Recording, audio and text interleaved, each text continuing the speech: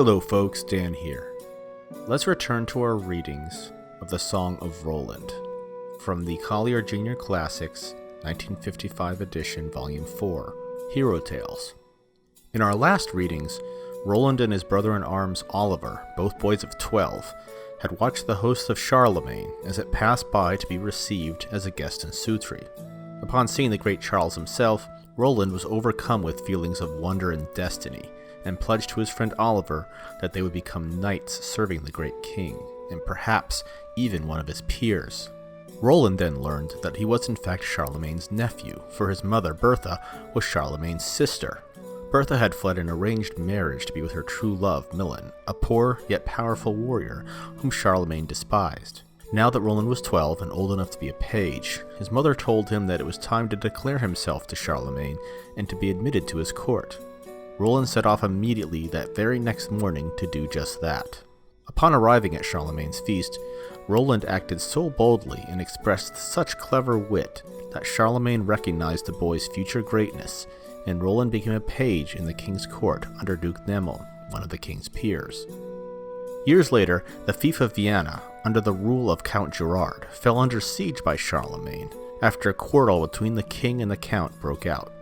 After a time, with nothing gained on either side, and news coming in of a Saracen invasion, it was agreed that the siege would be decided by the victor of single combat between a knight chosen by lot from either side. As chance had it, the two powerful knights chosen were the old brothers-in-arms, Oliver and Roland. When they discovered one another's identity, they both yielded to the other, and the siege was ended. Let's now return to the story of Roland, and the fateful battle with the Basque forces at Roncesvalles. And now, the Song of Roland, Part 2, The Battle at Roncesvalles. Translated by Isabel Butler. Illustration by Reginald Birch. Charles the Great had laid waste all Spain. He has taken its castles and sacked its cities. But now the war is ended, so saith the king, and he rides on toward fair France, leaving behind him Roland and Oliver in the passes of the Pyrenees, with 20,000 Franks as a vanguard against the Saracen host. Oliver has fared up the mountain, and from the summit thereof he sees all the kingdom of Spain and the great host of the Saracens. Wondrous is the shine of helmets studded with gold, of shields embroidered hauberks, of lances and gonfalons. The battles are without number, and no man may give count thereof, so great is the multitude. Oliver was all astonished at the sight. He got him down the hill as best he might, and came to the Franks, and gave them his tidings. I have seen the Paynims, said Oliver. Never was so great a multitude seen of living men. Those of the vanguard are upon 100,000, all armed with shields and helmets, and clad in white hauberks. Right straight are the shafts of their lances, and bright the points thereof. Such a battle we shall have, as was never before seen of man. Ye lords of France, may God give you might, and stand ye firm, that we be not overcome. Foul fall him who flees, then say the Franks, for no peril of death will we fail thee. Great is the host of the heathen, saith Oliver, and few is our fellowship. Roland, fair comrade, I pray thee, sound thy horn of ivory, that Charles may hear it, and return again, with all of his host. That were but folly, quoth Roland, and thereby would I lose all fame in sweet France. Rather, I will strike good blows, and great with Durendal, that the blade thereof shall be bloodied, even unto the hilt. Woe worth the Paynims that they came into the passes. I pledge thee my faith, short life shall be theirs. Saith Oliver, I see no shame herein. I have seen the Saracens of Spain, they cover the hills and the valleys, the heaths and the plains. Great are the hosts of this hostile folk, and ours is but a little fellowship. And Roland makes answer, My desire is the greater thereby. May God and his most holy angels forefend that France should lose aught of worship through me. Liefer had I die than bring dishonor upon me. The emperor loves us for dealing stout blows. Roland is brave, and Oliver is wise, and both are good men of their hands, once armed and a horseback. Rather they would die than flee the battle. Hardy are the counts, and high their speech. The felon Paynims ride on in great wrath. Saith Oliver, Roland, Prithee look, they are upon us, but Charles is afar off. Thou wouldst not deign to sound your horn of ivory, but were the king here we should suffer no hurt. Look up toward the passes of Asper, and thou shalt see the woeful rear guard. They who are of it will do no more service henceforth. But Roland answers him, Speak not so cowardly. Cursed be the heart that turns coward in the breast. Hold we the field, and ours be the buffets and the slaughter. When Roland sees that the battle is close upon them, he waxes fiercer than lion or leopard. He calls to the Franks, and he saith unto Oliver, Comrade, friend, say not so. When the emperor left us his Franks, he set apart such a 20,000 of men that, certes, among them is no coward. For his liege lord a man ought to suffer all hardship, and endure great heat and great cold, and give both his blood and his body. Lay on with thy lance, and I will smite with Durendal, my good sword that the king gave me. If I die here, may he to whom it shall fall say, This was the sword of goodly vassal. Roland rides through the passes of Spain on Velantif, his good horse and swift. He is clad in his harness, right well it becomes him, and as he rides he brandishes his spear, turning its point towards heaven, and to its top is bound a gonfanon of pure white, whereof all the golden fringes fall down even unto his hands. Well fashioned is his body, and his face fair and laughing. Close behind him rides his comrade, and all the Franks claim him as their champion.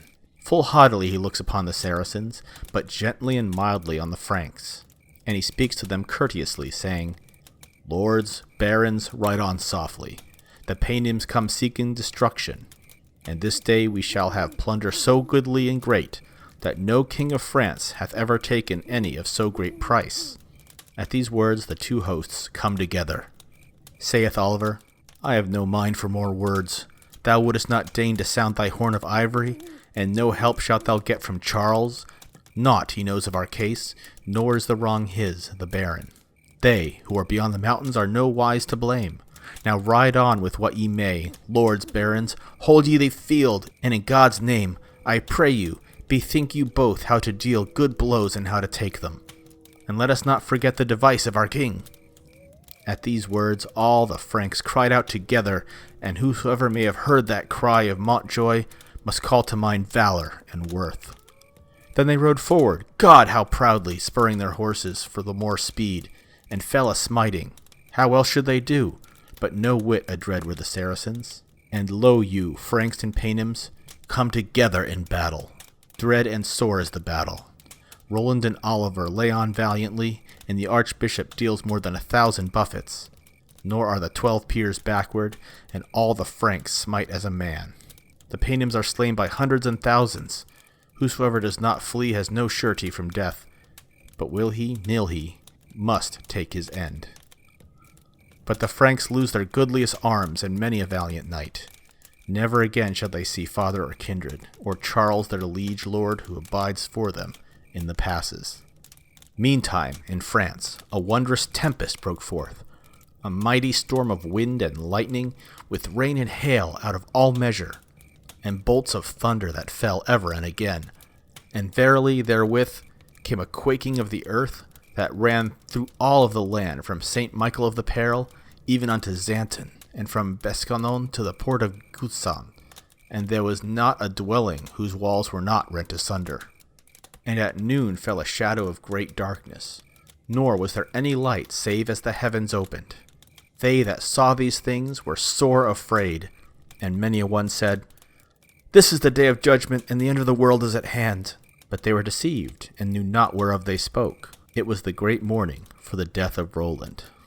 When Count Roland is ware of the great slaughter of his men, he turns to Oliver, saying, Sir comrade, as God may save thee, see how many a good man of arms lies on the ground.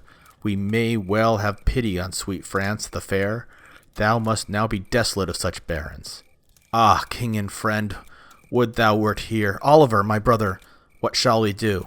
How shall we send him tidings? Nay, I know not how to seek him, saith Oliver, but liefer had I die, than bring dishonour upon me. Then saith Roland, I will sound my horn of ivory, and Charles, as he passes the mountains, will hear it, and I pledge thee my faith the Franks will return again. Then saith Oliver, Therein would be great shame for thee, and dishonour for all thy kindred, a reproach that would last all the days of their life. Thou wouldst not sound it when I bid thee, and thou shalt not by my counsel. Then saith Roland, Wherefore art thou wroth with me? And Oliver answers him, saying, Comrade, thou art thyself to blame. Wise courage is not madness, and measure is better than rashness. Through thy folly these Franks have come to their death. Never more shall Charles the King have service at our hands. Hadst thou taken my counsel, my liege lord had been here, and this battle had been ended, and King Marcella had been taken or slain. Woe worth thy prowess, Roland. Henceforth Charles shall get no help of thee. Never till God's judgment day shall there be such another man. But thou must die, and France shall be shamed thereby. And this day our loyal fellowship shall have an end. Before this evening grievously shall we be parted. The archbishop, hearing them dispute together, spurs his horse with his spurs of pure gold, and comes unto them and rebukes them, saying, Sir Roland, and thou, Sir Oliver, in God's name I pray ye, let be this strife. Little help shall we now have of thy horn, and yet it were better to sound it. If the king come, he will revenge us, and the Paynims shall not go hence rejoicing. Our Franks will light off their horses and find us dead and maimed. They will lay us on biers and the backs of sumpters, and will weep for us with dole and pity. And they will bury us in the courts of churches, that our bones may not be eaten by wolves and swine and dogs. Sir, thou speakest well and truly, quoth Roland. And therewith he sets his ivory horn to his lips, grasps it well, and blows it with all the might he hath. High are the hills, and the sound echoes far, and for 30 full leagues they hear it resound. Charles and all his host hear it, and the king saith, Our men are at battle. But Count Ganelon, the treacherous stepfather of Roland, denies it, saying, Had any other said so, we had deemed it great falsehood. With dolour and pain, and in sore torment, Count Roland blows his horn of ivory, that the bright blood springs out of his mouth, and the temples of his brain are broken. Mighty is the blast of the horn, and Charles, passing the mountains, hears it, and Naimes hears it, and all the Franks listen and hear. Then saith the king, I hear the horn of Roland, never would he sound it, and he were not at battle. But Ganelon answers him, saying, Battle there is none. Thou art old and white and hoary, and thy words are those of a child. Well thou knowest the great pride of Roland. A marvel it is that God hath suffered it thus long. Aforetime he took nopals against thy commandment, and when the Saracens came out of the city and set upon Roland the good knight, he slew them with Durendal's sword. Thereafter with water he washed away the blood which stained the meadow, that none might know of what he had done. And for a single hair he will blow his horn all day long, and now he but boasts among his fellows, for there is no folk on earth would dare do him battle. I prithee, ride on. Why tarry we? The great land still lies far before us. Count Roland's mouth was burst out a bleeding, and the temples of his brain are broken. In dolour and pain he sounds his horn of ivory, but Charles hears it, and the Franks hear it. Saith the king, Long drawn is the blast of that horn. Yea, Naimes answers, for in sore need is the baron who blows it. Certes, our men are at battle, and he who now dissembles hath betrayed Roland. Take your arms and cry your war cry, and succor the men of your house. Dost thou not hear Roland's call? The emperor has commanded that his trumpets be sounded, and now the Franks light down from their horses, and arm themselves with hauberks and helms and swords adorned with gold. Fair are their shields, and goodly and great their lances, and their gonfalons are scarlet and white and blue. Then all the baron of the host get them to horse and spur through the passes, and each saith to the other, And we may but see Roland a living man, we will strike good blows at his side. But what avails it, for they have abode too long. High are the hills and great and dark, deep the valleys and swift the waters. To answer Roland's horn all the trumpets are sounded, both rear and van. The emperor rides on in wrath, and the Franks are full of care and foreboding. There is not a man but weepeth and maketh sore lament, praying to God that he spare Roland until they come unto the field, that at his side they may deal good blows. But what avails it? They tarried too long and may not be in time. Roland looks abroad over hill and heath, and sees the great multitude of the Frankish dead, And he weeps for them, as beseems a gentle knight, saying, Lords and barons, now may God have mercy upon you, and grant paradise to all your souls, that ye may rest among the blessed flowers. Man never saw better men of arms than ye were. Long and well, year in and year out, have ye served me, and many wide lands have ye won for the glory of Charles. Was it to such an end that he nourished you? O France, fair land! Today art thou made desolate by rude slaughter. Ye Frankish barons, I see ye die through me, yet I can do naught to save you or defend you. May God, who knows no lie, aid you. Oliver, my brother, I must not fail thee. Yet I shall die of grief, and I shall not be slain by the sword. Sir comrade, let us get into battle. Now, when the Paynims see how few are the Franks, they have great pride and joy thereof. And one saith to another, Certes, the emperor is in the wrong. The Caliph bestrides the sorrel horse. He pricks him on with his spurs of gold, and smites Oliver from behind amid the back, that he drives the mails of his white hauberk into his body, and his lance passes out through his breast. Now hast thou got a good buffet, quoth the Caliph. On an ill day Charles the Great left thee in the passes. Much wrong hath he done us, yet he shall not boast thereof, for on thee alone I have well revenged us. Oliver feels that he is wounded unto death. In his hand he holds Haltclare. Bright was its blade, and with it he smites the Caliph on his golden-pointed helmet, that its flowers and gems fall to earth, and he cleaves the head even unto the teeth, and with the force of the blow smote him dead down to earth, and said, Foul fall thee, Paynim! Say not that I am come to my death through Charles, and neither to thy wife nor to any other dame shalt thou ever boast in the land from which thou art come, that thou hast taken from me so much as 1 farthing's worth, or hast done any hurt to me or to others. And thereafter he called to Roland for succor. Roland looks Oliver in the face. Pale it is and livid and all discolored. The bright blood flows down from amid its body, and falls in streams to the ground. God, saith the Count, now I know not what to do. Sir comrade, woe worth thy valor. Never shall the world see again a man of thy might. Alas, fair France, today art thou stripped of goodly vassals, and fallen and undone. The emperor will suffer great loss thereby. And so speaking, he swoons upon his horse. Lo, Roland has swooned as he sits on his horse, and Oliver is wounded unto death. So much has he bled that his sight is darkened, and he can no longer distinguish any living man, whether far off or near at hand. And now, as he meets his comrade, he smites him upon the helm set with golden gems, and cleaves it down to the nassel, but does not come onto the head. At the blow, Roland looks up at him, and asks him full softly and gently, Comrade, does thou this wittingly? I am Roland who so loves thee. Never yet hast thou mistrusted me. Then saith Oliver, Now I hear thee speak, but I cannot see thee.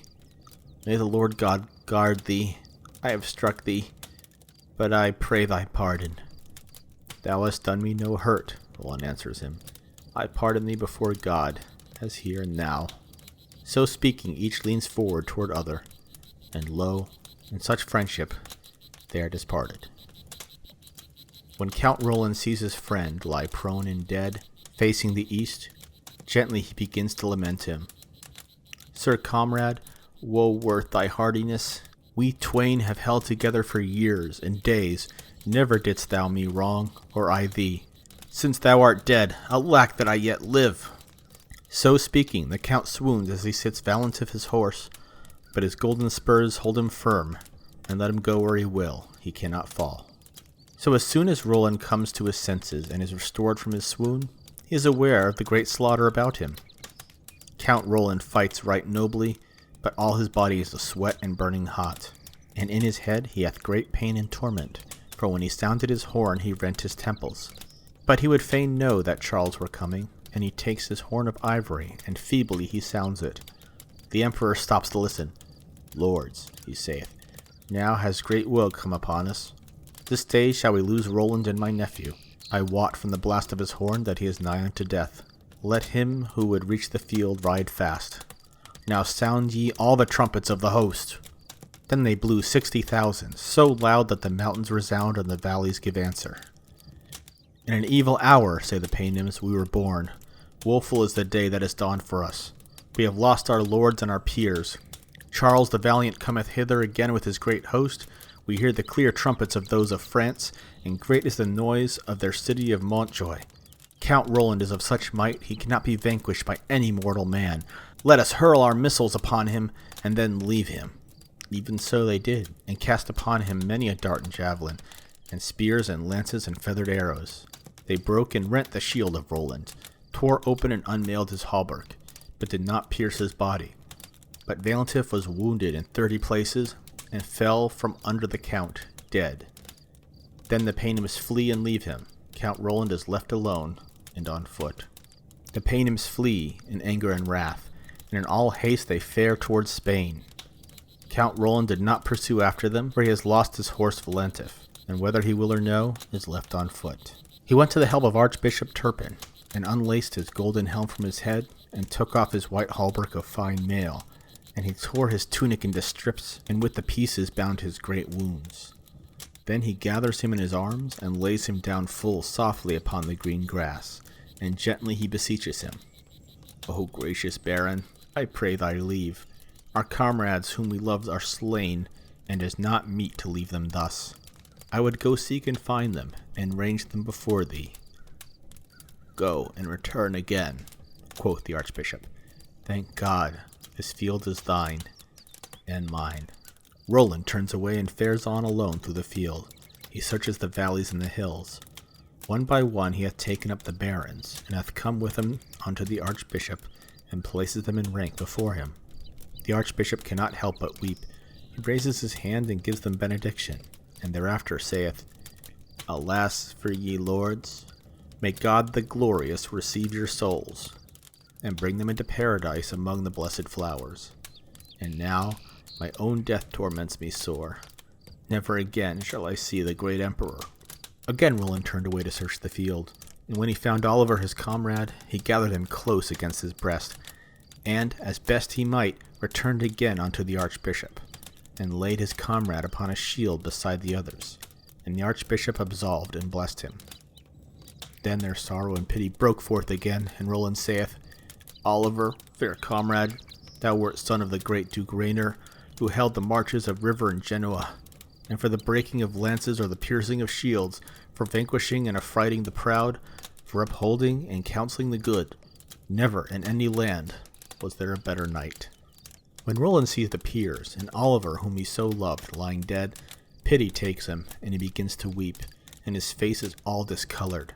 So great is his grief he cannot stand upright, but will-he-nil-he falls to the ground in a swoon. Now, Roland feels that death is near him. He prays to the Lord God for his peers, that he will receive them, and he prays to the angel Gabriel for himself, that he may be free from all reproach. He takes his horn of ivory in the one hand, and Durendal, his sword, in the other, and farther than a crossbow can cast an arrow, through a cornfield he goeth on towards Spain. At the crest of a hill, beneath 2 fair trees, are 4 stairs of marble. There he falls down on the green grass in a swoon, for death is close upon him. High are the hills, and very tall are the trees. The 4 stones are of shining marble, and there Count Roland swoons upon the green grass. Meantime a Saracen is watching him. He has stained his face and body with blood, and, feigning death, he lies still among his fellows. But now he springs to his feet and hastens forward. Fair he was and strong, and of good courage, and in his pride he breaks out into a mighty wrath, and seizes upon Roland, both him in his arms, and he cries, Now is the nephew of Charles overthrown. This, his sword, I will carry into Arabia. But at his touch the Count recovered his senses. Roland feels that his sword hath been taken from him. He opens his eyes and saith, Certes, thou art not one of our men. He holds his horn of ivory, which he never lets out of his grasp, and he smites the Saracen upon the helm, which was studded with golden gems, and he breaks steel and head and bones, and he falls down dead at his feet. Then saith Roland, Coward, what made thee so bold to lay hands upon me, whether right or wrong? No man shall hear of it, but shall hold thee a fool. Now is my horn of ivory broken in the bell, and its golden crystals have fallen. Now Roland feels that his sight is gone from him. With much striving he gets upon his feet. The color is gone from his face. Before him lies a brown stone. With much striving he gets upon his feet. The color is gone from his face. Before him lies a brown stone. And in his sorrow and wrath he smites 10 blows upon it. The sword grates upon the rock, but neither breaks nor splinters. And the Count saith, Holy Mary, help me now. Ah, Durendal, alas for your goodness. Now I am near to death, and have no more need of you. Many a fight in the field have I won with you. Many a wide land have I conquered with you. Lands now ruled by Charles with the white beard. May the man who would flee before another never possess you. For many a day have you been held by a right good lord. Never will there be such another in France the free. And again Roland smote upon the brown stone, and beyond all telling shattered it. The sword grates, but springs back again to the air, and is neither dinted nor broken. And when the Count sees he may in no wise break it, he laments, saying, O Durendal, how fair and holy a thing thou art! It is not meet that thou fall into the hands of the Paynims. Only Christians should wield thee. May no coward ever possess thee. Many wide lands have I conquered with thee, lands which Charles of the White Beard rules, and thereby is the Emperor great and mighty. Now Roland feels that death has come upon him, and that it creeps down from his head to his heart. In all haste he fares under a pine tree, and hath cast himself down upon his face on the green grass. Under him he laid his sword and his horn of ivory, and he turned his face toward the Paynim folk. For he would that Charles and all his men should say that the gentle Count had died a conqueror. Speedily and full often he confesses his sins, and in atonement he offers his glove to God. Roland lies on a high peak looking towards Spain. He feels that his time is spent, and with one hand he beats upon his breast. O God, I have sinned. Forgive me, through thy might, the wrongs, both great and small, which I have done from the day I was born, even to this day on which I was smitten. With his right hand he holds out his glove to God, and lo, the angels of heaven come down to him. Count Roland lay under the pine tree. He has turned his face towards Spain, and he begins to call many things to remembrance. All the lands he had won by his valor, and sweet France, and the men of his lineage, and Charles his liege lord, who had brought him up into his household. And he cannot help but weep. But he would not wholly forget himself, and again he confesses his sins and begs forgiveness of God. Our Father, who art truth, who has raised up Lazarus from the dead, and who defended Daniel from the lions, save thou my soul from the perils to which it is brought through the sins I have wrought in my life days. With his right hand he offers his glove to God, and Saint Gabriel has taken it from his hand. Then his head sinks on his arm, and with clasped hands he hath gone to his end. And God sent him his cherubim, and Saint Michael of the seas, and with them went Saint Gabriel, and they carried the soul of the Count into paradise. This concludes this reading of the Song of Roland, from the 1955 edition of the Collier Junior Classics, Volume 4, Hero Tales. Thank you for listening. We will be back later with more readings. Until then, stay safe, stay healthy.